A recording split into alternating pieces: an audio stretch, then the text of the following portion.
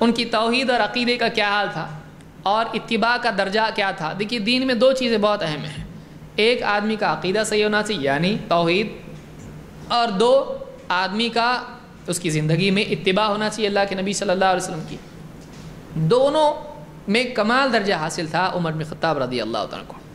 عابس ابن ربیعہ کہتے ہیں کہ عمر رضی اللہ تعالیٰ کے بارے میں فرماتے ہیں کہ انہ جاء الی الحجر الاسود, کئی مرتبہ آپ نے روایت سنی ہے کہ انہ جاء الی الحجر الاسود, عمر بن خطاب رضی اللہ تعالیٰ عنہ حجر اسود کے پاس آئے, کعبہ میں جو پتھر لگا ہوا ہے جس کو لوگ چومتے ہیں, کہا کہ حجر اسود کے پاس آئے.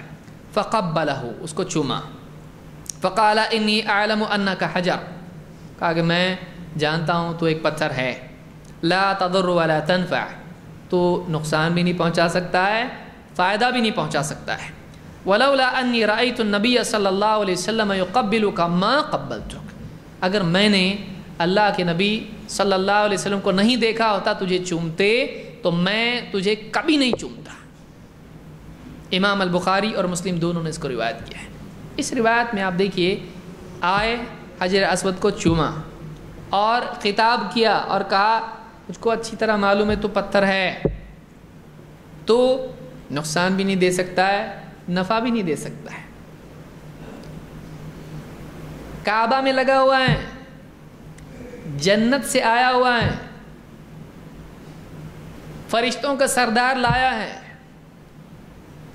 نبیوں کے سردار کے باپ جد امجد اوپر جا کے ابراہیم علیہ السلام نے اس کو نسب کیا ہے پہلی بار, اور دوسری بار سارے نبیوں کے سردار نے اس کو نسب کیا ہے. لیکن اس پتھر کے اتنی ساری فضیلت کے باوجود بھی کچھ تو ہوتا ہوگا نا, اس سے بیمار اچھا ہوتا ہوگا, کچھ تو کرتے تو اچھا. یہ بابا تھے, ان کی قبر کچھ تو ہوگا نا بھائی. یہ انگوٹھی ہے عقیق کی ہے یا عتیق کی ہے, ہاں کچھ تو ہوگا اس سے. کڑا ہے, رات بھر بابا کے دربار میں رہا ہے تو گھر بار اس سے صحیح ہو جائے گا نا. کا صدیوں سے لگا ہوا ہے, 1000 سال سے کتنی بڑی, 2500 سال تقریباً پکڑیے اس کو, اتنے زمانے سے اس میں لگا ہوا ہے. لیکن حضرت عمر کیا کہہ رہے ہیں, میں جانتا ہوں تو ایک پتھر ہے اور تو نفع نقصان کا مالک, تو نفع بھی نہیں پہنچاتا نقصان بھی نہیں, معلوم اتنے بڑے اللہ کے گھر میں لگا ہوا ہے تب بھی نفع نقصان تو اس سے جڑا ہوا ہے نہیں. اور 2 دن کے لیے, ایک رات کے لیے اگر بابا کی قبر سے جڑ جائے تو پاور آ جاتا اس میں, اور وہ پتھر اس پہ پاور نہیں آیا. سوچیے یعنی آج مسلمان کہاں جا رہا ہے. تو نے کہا میں جانتا ہوں. تو حضرت عمر رضی اللہ تعالیٰ جو ہے اندھ شردھا والے نہیں تھے. حضرت عمر دیکھیے عقیدہ کیا ہے. آج کوئی آدمی کہے, کسی بزرگ کی قبر پہ جا کے کہے اور وہاں پہ کوئی کڑا یا پھول رکھا ہو, پھول کو اٹھا کے کہے تو ایک پھول ہے اور تجھ میں فائدہ بھی نہیں نقصان نہیں, کچھ نہیں ہوتا تیرے سے, ڈال دیا واپس, تو کتنا پٹا, وہ تو اس کے اوپر پھول چڑھانے پڑیں گے. گیا ہو, سمجھ رہے ہیں آپ. سوچیے کعبہ میں جا رہے ہیں اور کعبہ کے سامنے کھڑے ہو کے پتھر کو چوم رہے اور کہہ رہے ہیں تو پتھر ہے, فائدہ بھی نہیں نقصان بھی نہیں. سوچیے وہ کعبہ میں لگ کے بھی فائدہ نقصان نہیں. بعض لوگ کہتے ہیں کہ یہ فائدہ ہے نا اس میں, قیامت کے دن سفارش. ارے وہ قیامت کے دن سفارش کرے گا تو کیا قیامت کے دن وہ انگوٹھی سے فائدہ اٹھا رہا ہے؟ اس کو اس کو کہاں جوڑ رہا ہے؟ قیامت کے دن سفارش کرے گا وہ تو ہر پہاڑ کرے گا جس پر سے کوئی آدمی گزرتا ہے, ذکر کر کے گزرتا ہے. پیڑ پودے, مؤذن کی آواز جہاں تک پہنچتی ہے, پیڑ پودے پتھر سب کے سب اس کے لیے گواہ بنے گے قیامت کے دن. تو کیا سب گلے میں باندھے گا؟ لے یہ پیڑ مؤذن صاحب باندھو گلے میں, کیوں بھائی یہ گواہ بنے گا. تو حجر اسود میں فائدہ تو اس میں بھی ہے, تو اسی طرح سے انگوٹھی کریں گے آپ. کیا اتنا جہالت, آپ بتائیے علم والے دین کے ماننے والے اتنے جاہل ہو جائیں. یہ حضرت عمر ہیں, کیا سٹیٹمنٹ ہے آپ دیکھیے. دونوں چیزیں جمع ہیں اس میں, اتباع, توحید اور اتباع دونوں, کہ ایسا کسی کنیکشن سے کوئی پاورفل بنتا نہیں.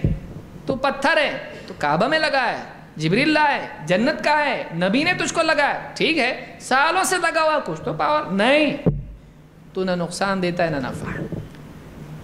پھر چوم رہے کیوں اس کو؟ کتنا عظیم جنت کا پتھر ہے نا، چومنا چاہیے اس کو. بابا کی قبر ہے نا، چومنا چاہیے اس کو. نہیں، اس کی عظمت کی وجہ سے چوم رہا ہوں، اس کی فضیلت کی وجہ سے چوم رہا ہوں؟ نہیں، میں اس لیے چوم رہا ہوں کہ میرے نبی نے چوما ہے. اگر میں نے اپنے نبی محمد عربی صلی اللہ علیہ وسلم کو تجھے چومتا نہیں دیکھا ہوتا، کبھی نہیں چومتا. تو اگرچہ جنت کا ہے نہیں چومتا، کعبہ میں لگا ہوا ہے نہیں چومتا، میں جبریل لائے نہیں چومتا، نبی نے تجھ کو یہاں پہ نصب کیا ہے نہیں چومتا. نبی نے چوما اس لیے چوما. اس لیے ہم بھی کہتے ہیں کہ قبروں کو چومنا، اگر ہمارے نبی چومتے تو ہم بھی چومتے ہیں. ارے اللہ والے کی قبر ہے تو ٹھیک ہے، لیکن ہمارے نبی نے اللہ والوں کی قبروں کو چوما؟ جتنے صحابہ شہید ہوئے ان کی قبروں کو چوما؟ نہیں. تو ہم نے، ہمارے نبی نے قبر کو نہیں چوما، ہم بھی نہیں چومتے. یہ مینٹالٹی مسلمان کی ہونا چاہیے. تو اس میں دونوں چیزیں جمع کی، ایک توحید اور دوسرے اتباع، کہ ہمارے نبی صلی اللہ علیہ وسلم نے کیا اس لیے کر رہا ہوں، تیری فضیلت کی وجہ سے نہیں. سمجھ میں آ رہی بات؟ تو یعنی اپنے طور سے ہم چیزوں کی فضیلت طے کر کے ان کو چومنے لگیں، یہ اسلام میں نہیں ہے. حضرت عمر یہ ہم کو سکھا رہے ہیں. اس کو یہ دیکھنا چاہیے نبی نے کیا ہے کہ نہیں، نبی نے کیا ہے کہ نہیں کیا ہے. آج فلانا دن ہے، 12 ربیع الاول کا دن ہے، کتنا فضیلت والا دن ہے، آج ایسا کرنا چاہیے. حضرت عمر کا جملہ یاد رکھے، ٹھیک ہے تو بہت بڑا دن ہے لیکن تیرے اندر کچھ نہیں ہے. اگر ہمارے نبی صلی اللہ علیہ وسلم اس دن جلوس نکالتے اور اس دن اگر ایسا کرتے، اس دن فلاں عمل کرتے تو میں بھی کرتا ہے، لیکن اگر آپ نے نہیں کیا تو میں بھی نہیں کروں گا. ٹھیک ہے تو بڑا دن ہے، پیدائش کا دن ہے نبی صلی اللہ علیہ وسلم کی، بہت بڑی بات ہے، اچھی بات ہے، لیکن پھر بھی میں وہی کروں گا جو ہمارے نبی نے ہم کو سکھایا صلی اللہ علیہ وسلم. سمجھ میں آ رہی بات؟ یہ اصول ہم کو عمر بن خطاب رضی اللہ تعالیٰ نے یہاں پر دیا ہے. تو یہ ان کی توحید کا حال ہے، یہ ان کی اتباع کا حال ہے. اس کو بخاری مسلم دونوں نے روایت کیا ہے.